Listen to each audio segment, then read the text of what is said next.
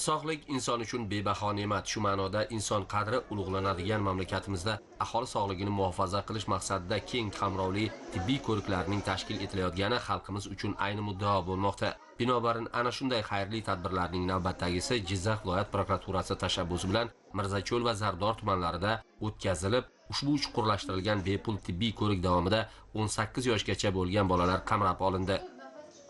Bu chuqurlashtirilgan tibbiy ko'rikda Samarqand viloyatidan bir guruh professor doktorlarimiz jalb qilingan. Tumanimizda 50 mingga yaqin aholimiz bor. Shulardan yosh bolalar 0 yoshdan 18 yoshgacha bo'lgan bolalardan 2 mingdan ziyod bo'lgan bolalarni ushbu tadbirimizga taklif qilganmiz. Hozirda mingdan ziyod fuqarolarimiz kelib tibbiy ko'rikdan o'tishdi. Bu tibbiy ko'rikka nafaqat bizning fuqarolarimiz, balki boshqa tumandagi fuqarolarimiz ham 18 yoshgacha bo'lgan bolalar tibbiy ko'rikka jalb qilingan. O'zi normada tibbiy ko'rik uchun har bir fuqaro yiliga 2 marta tibbiy ko'rikdan o'tish kerak, chuqurlashtirilgan tibbiy ko'rikdan. Hozirgi mana kuzgi tibbiy ko'rigimizga bu mutaxassislar to'g'ri kelgani, bu bizning xalqimiz uchun ham ajoyib bir imkoniyat bo'ldi. Do'stlik tumanidan keldim, Mirzacho'l tumaniga. Mana bolalar bepul tibbiy ko'rigi bo'lyapti. Shunga qizimni ortopedik mutaxassisga olib keldim. Ko'rdi qizimni, shu kasallik haqida aytdim, hammasi haqida aytdim. Endi hozir operatsiya shart emas dedi. O'sish yoshidan to'xtagandan keyin operatsiya qilinadi dedi. Yaxshi mana maslahatlar berdi.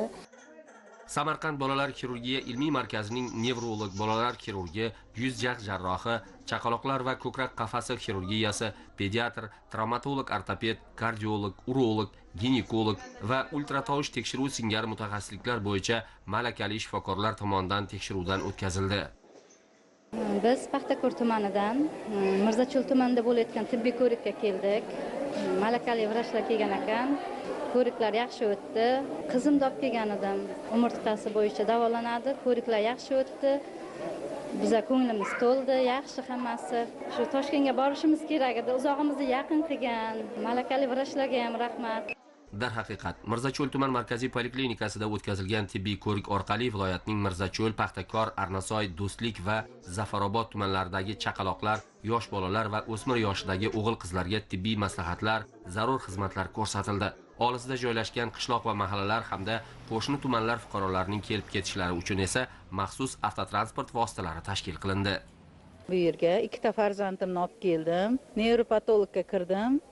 Farzandim Shodmon Muhammad Ali 3 yoshdan bo'lsa, epilepsiyasi bor. O'sha bo'yicha davolatib kelaman. Xulosalarni eshitib juda xursand bo'lib chiqdim. Har bir ona uchun farzandini sog'lom bo'lishidan katta baxt bo'lmasa kerak menimcha. Hech bir insonni farzandi kasal bo'lmasin. Barcha onalarga o'z farzandlarining sog'ligiga befarq bo'lmasligini har doim mana shunday tibbiy ko'riklardan o'z vaqtida o'tkazib turishlarini so'rardim. Men farzandlarimni sog'ligi uchun hech qachon befarq bo'lmaganman. Bugun ham men farzandlarimni olib keldim. Nevropatolog va kardiolog shifokorlarga ko'rsatdim, ko'rigiga qabul qilindik va bularning xulosasidan albatta xursand bo'ldim. Farzandlarim sog', salomat, katta bo'lyapti. Bolalar sog'ligini asrash, ular o'rtasida uchraydigan turli kasalliklarni erta aniqlash va kasalliklar profilaktikasiga o'z vaqtida kirishish maqsadida muntazam tekshiruv farzandingizning sog'ligiga g'amxo'rlik qilishda muhim qadamdir shiori ostida tashkil etilgan mazkur tibbiy ko'rik viloyatimizning Zardor tumanida ham o'tkazildi. Jumladan tuman markaziy oilaviy poliklinikasi, 1-sonli maktab-internat hamda 3-sonli umumiy o'rta ta'lim maktabida o'tkazilgan tibbiy ko'rikka Samarqand bolalar xirurgiyasi ilmiy markazining 20 nafarga yaqin yuqori tajribaga ega shifokorlari jalb qilindi. Tadbirda viloyatning Sharof Rashidov, Zomin, Yangiobod, G'allaorol, Baxmal va Zardor tumanlarida yashovchi bolalar qamrab olindi. Pardayev Umarjonimiz 9 yoshda. Bizga hozir hamshiralarning shikoyatidan bolada nafas olish qiyinligiga, tez kasallanishga shikoyat qilib kelyapti. Mana bunday holatda ko'rganimizda bolada hozir chap burunni nafas olish qiyin. Chunki adenoid 3-darajaga yetgan. Shu hisobiga bola tez tomoq og'rishlari, tez kasallanish belgilari bilan murojaat qilinyapti. Bu holatda ko'rik vaqtida, profilaktik ko'rik vaqtida mana shu tashxis aniqlanyapti. Bu yigitimizni sog'lomlashish uchun o'sha lor mutaxassis, otolaringolog deb mutaxassis hisoblanadi. Shu mutaxassisga yuboramiz. Bolalarda mana bu kuzgi mavsumda uchraydigan kasalliklardan biri hisoblanadi. Bu misol uchun o'sha 3-4 yoshda paydo bo'lgan, vaqtida davolanmaganligi, e'tiborsizlik natijasida mana shu adenoid уже 3-darajaga yetib kelyapti. Bu misol uchun bolani to'liqroq tekshirish maqsadida o'sha statsionar sharoitida hamma amaliyotlar olib borish kerak bo'ladi. Mana bugun Samarqand bolalar xirurgiya ilmiy markazi bilan Jizzax viloyat prokuraturasi hamkorlikda mana shu o'quvchilarimizni, imkoni cheklangan bolalarni tibbiy ko'rikdan, chuqurlashtirilgan tibbiy ko'rikdan o'tkazish jarayonida guvoh bo'lib turibsiz. Zardor tumanida 1-maktab internatida 150 nafarga yaqin imkoni cheklangan o'quvchilar va 2-sonli internatda ham 150 nafar zaif yetishuvchi bolalar, jami 300 nafarga yaqin o'quvchilarimizni bugun chuqurlashtirilgan tibbiy ko'rikdan o'tkazyapti. Bu yerda mana ota-onalar, o'quvchilar, ustozlarimiz faol ishtirok etyapti. Buni asosiy maqsad mana shu imkoni cheklangan bolalarni, o'quvchilarimizni o'sha kasalliklarni erta aniqlash, ularni sog'lomlashtirish, kelgusidagi o'sha sog'lomlashtirish bo'yicha amalga oshirilgan ishlarni aniq rejalarni belgilab berish va asosiy tibbiy ko'makni berishdan iboratdir. 2 kun davom etgan ko'rikda jami 6250 nafardan ziyod bola tibbiy tekshiruvdan o'tkazildi. Bunda nevrolog shifokor qabulida 648 nafar, xirurg qabulida 1100 nafar bolaga tibbiy maslahat berilgan bo'lsa, chaqaloqlar xirurgiyasi, yuz jag' va ko'krak qafasi xirurgiyasi yo'nalishlarida 424 nafar bola tibbiy tekshiruvdan o'tdi.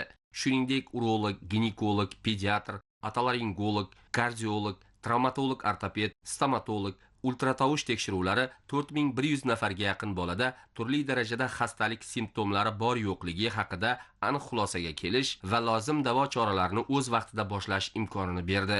Ko'rik jarayonida chaqaloqlar, yosh bolalar hamda o'smir yoshdagi yigit-qizlarning umumiy sog'ligi, surunkali xastaliklari, ularning o'sish va rivojlanish holatlari batafsil o'rganildi. Olingan tashxislar asosida shifokorlar tomonidan ota-onalarga zarur tavsiyalar berildi. Shuningdek, davolanish va operatsiyaga ehtiyoji bo'lgan bolalar qo'shimcha kuzatuvga olinib, davolanishning keyingi bosqichlariga yo'naltirildi. Poliklinikamizga tibbiy ko'rikdan o'tkazgan farzandlarimni olib keldim. Samarqanddan kelgan vrachlar, yaxshi mutaxassislar kelganligi sababli shunga olib kelganman farzandlarimni. 1-sinfda farzandimda qizchamda grija borligi aniqlanganligi sababli meni chaqirtirgandi. Mutaxassislar tekshirdi, tekin yo'llanmalar berildi Samarqandga operatsiya uchun.